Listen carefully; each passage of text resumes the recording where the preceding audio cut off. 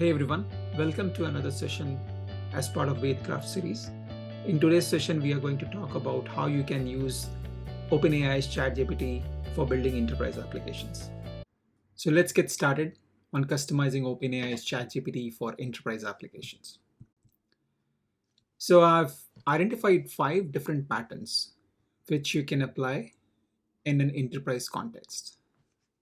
So the patterns I'll go through one by one. So the pattern 1 is very famous, prompt engineering, and we'll shed some lights on it. The pattern 2 is using the retrieval augmented generation. In short form, we call it RAG. You might have heard about embeddings using the vector database and all.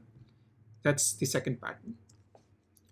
Pattern 3 is fine tuning an existing base foundational LLM model with the enterprise data. Pattern 4 is fine tuning prompt, which is, you can say, a sub pattern of pattern 1, but it's AI generated prompt. And that's what we call it, also prompt tuning. And the pattern 5 is how you can inject enterprise capabilities using ChatGPT plugins. So we'll go through a brief summary of each pattern and how you can apply that pattern. The how part is, we are not going to give you a code samples here, but just an overview of architecture which goes behind these patterns.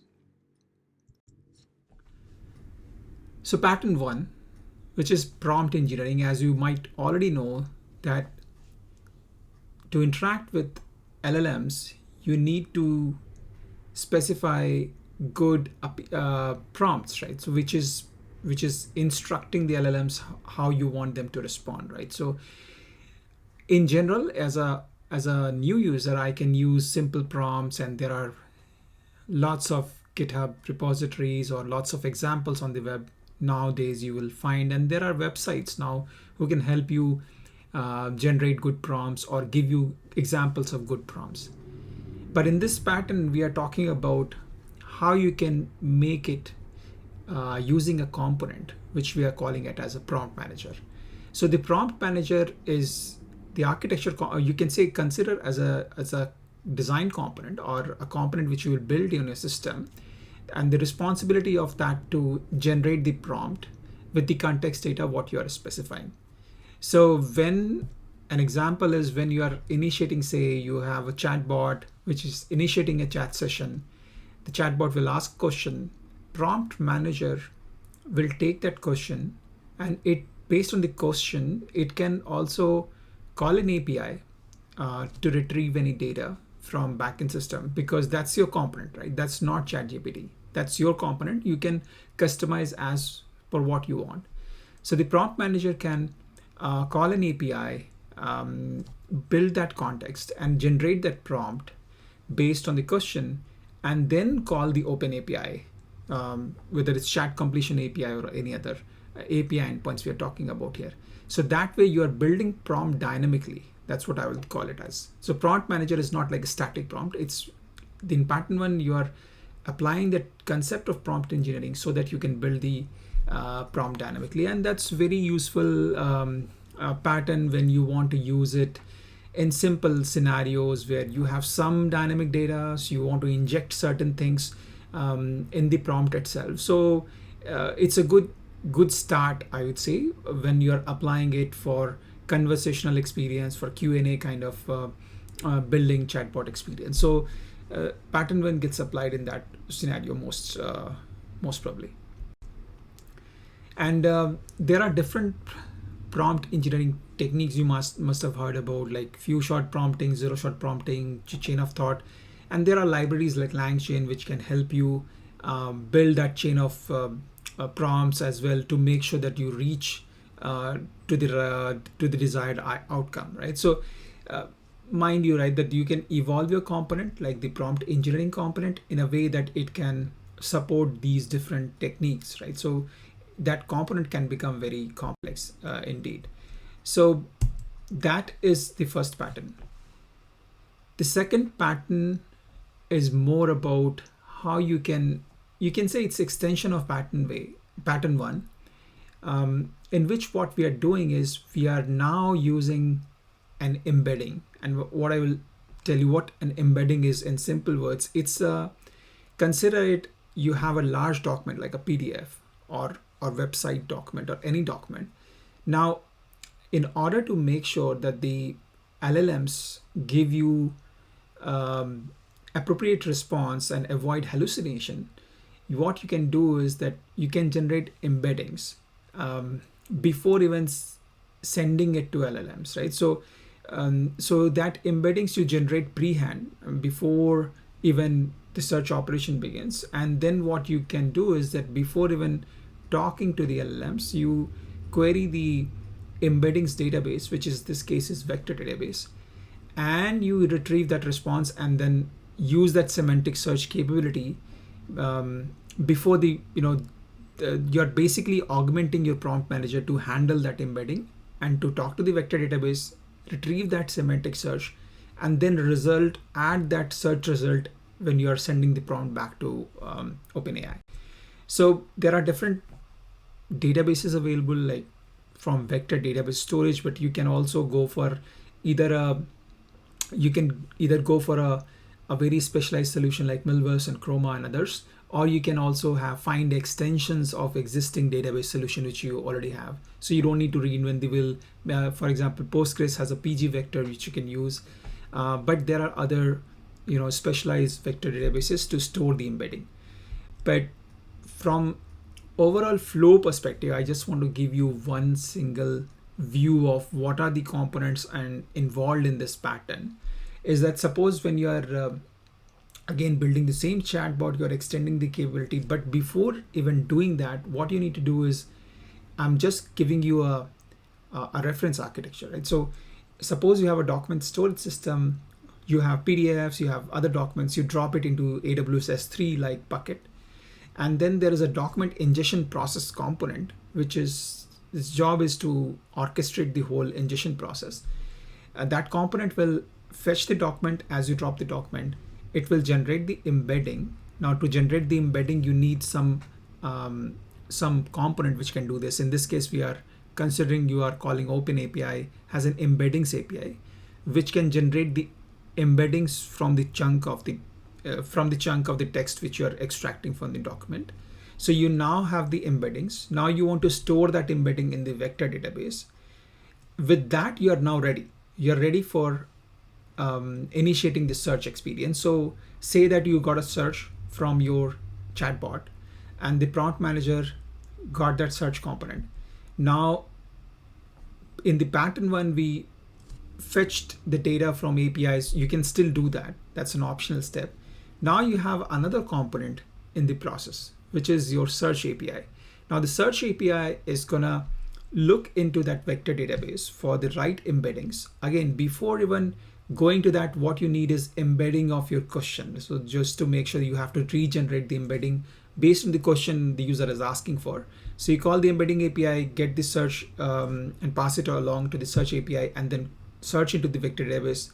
You find that embedding, and then you embed that response in the text response into the prompt, and then you send it back to the chat completion API as in a step 9. So that way you are orchestrating the whole process, but you are building something in between. And now you have different, if I'm talking about Azure, that Azure has, you don't need to build this whole component yourself. They have cognitive services for doing some of the search operation. They have built the other solution like prompt flow so that you can orchestrate the whole flow. But this is like a pattern which you can implement with different vendor solutions offering. For example, you can also do that with Elasticsearch. And Elastic offers you, again, building the semantic search capabilities as well. And there are some other solutions in Amazon and Google, Vertex AI and all that. So the pattern is going to be similar, but this solution can be different. So the pattern 2, I'm just giving you an example of what you can do it in OpenAI, is that you can, there's a variation of it that you can also, and okay, like ChatGPT has, OpenAI has released a retrieval plugin, which helps you also implement this pattern using Azure components and Azure services. So you can find more examples in the link below, but the essence is that you have a pattern. Now, where to apply these patterns are where you see a need where you need to pull the enterprise data. You want to ensure that your foundational model is still very foundational. It's trained on the data which was there on the internet. So we need to augment that with the enterprise data. And that's why we are calling it as applying ChatGPT in enterprise application context. So you are applying it as per the enterprise context. So you need to call that enterprise API, which you have in your enterprise system, or you're calling or embedding the documents which you already have in your system, your knowledge management system or other systems. So that's why you are using in those scenarios where you have to customize your response, but you still want to use the LLMs to make sure that you are augmenting LLM with that embeddings data. You will apply this pattern number 2. Now, pattern number 3 is where you are fine-tuning LLM model, and it's a fairly complex process to begin with, because it's in pattern 1 and 2 you are augmenting with the existing model. In this case, what you're doing is that you're taking a copy from the existing model, a foundational model, say the ChatGPT 3.5 or 4, and then you are gonna fine-tune that model as per your enterprise context. Now, the benefit could be that your model response is faster than what you have seen in RAG pattern, the second pattern which you saw.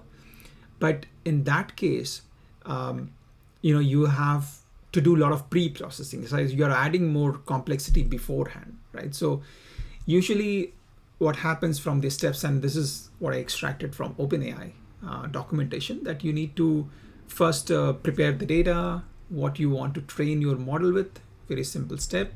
Now the next is that you have to train by creating a model, a fine-tuned model from the foundational model, and then before training you first need to create the fine-tuned model, and then you upload the data.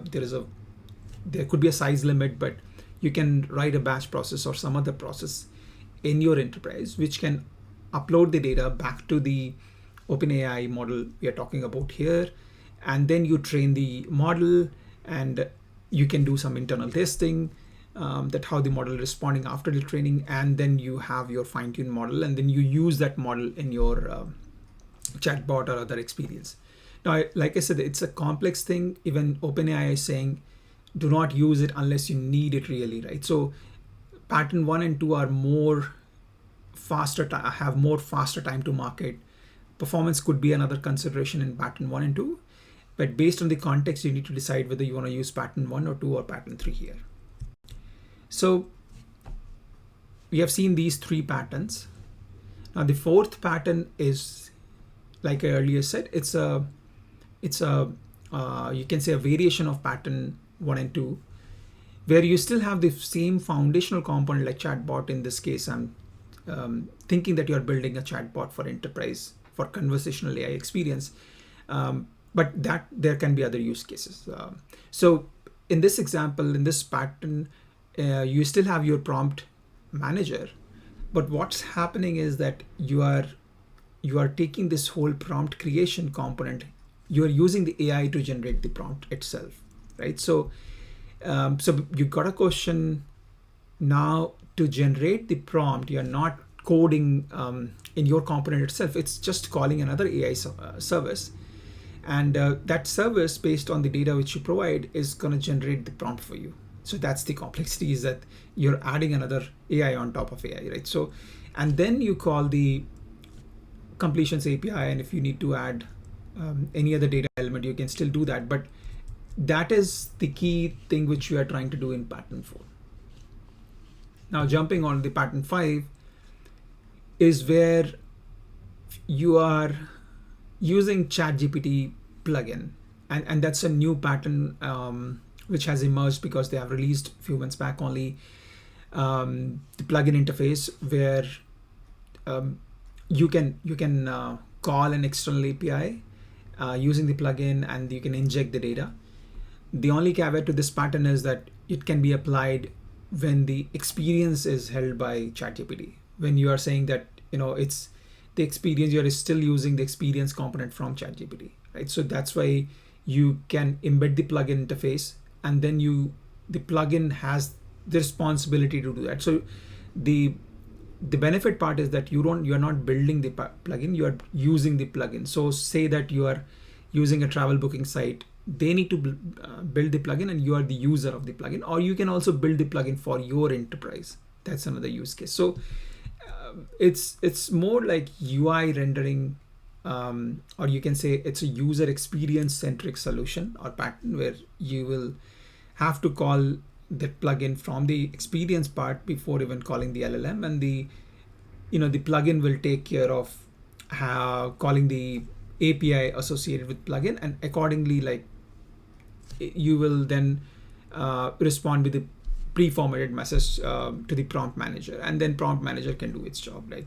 It can also still use the same thing which we have talked earlier. So this is more of a I would say a quicker time to market than pattern 3. Pattern 1 and 2 are very specific to scenario where you are kind of re-engineering your prompt, but in this case you are getting out of the box functionality if you are using some of the plugins which are available in the market. And you can see that there are different you can say demonstration of this pattern. I've shared one example of it's a combination of pattern 4 and 5 where we are building a chatbot like interface, but you are using that plugin or you can say plugin based interface to get the response from and handle that scenario. So there are already plenty of plugins available. I'm pretty sure this list will grow on very quickly, and then you can start building that experience part of it using these plugins. So that's going to be a new trend. Now pattern 6 I haven't documented yet is using the ChatGPT API, which they have recently launched, but that will be another interesting use case which we'll cover in the future session. So having said that, in today's session we have covered all these 5 different patterns which I have discovered. Feel free to share the patterns which you are discovering, and feel free to share your experience with ChatGPT.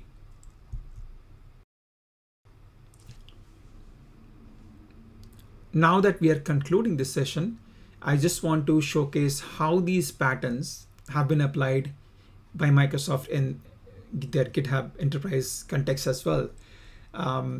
If I look at the Copilot stack, and this is from Microsoft Build presentation, that this is their, the layers of architecture which they have built for GitHub Copilot. So if I apply the lens of the patterns which we just discussed, that orchestration is nothing but your prompt engineering, which they're doing at that layer. RAG pattern is where when they're executing, they must be having some embedded data and the vector database, which nothing with pattern 2, which we talked about. Because this is for coding and this is for generating the code, they have already fine-tuned the model from that aspect. They have also used pattern 4 up to a certain extent, that there is some component which is doing the grounding and fine-tuning the prompt, and they're supporting the plugin kind of interface. So in a way that just trying to exhibit how these patterns also can be applied to your solution as well, the way they have applied for Enterprise GitHub. So thank you for listening to me, and happy to engage in any conversation, and feel free to share your feedback and your experience with ChatGPT. Thank you.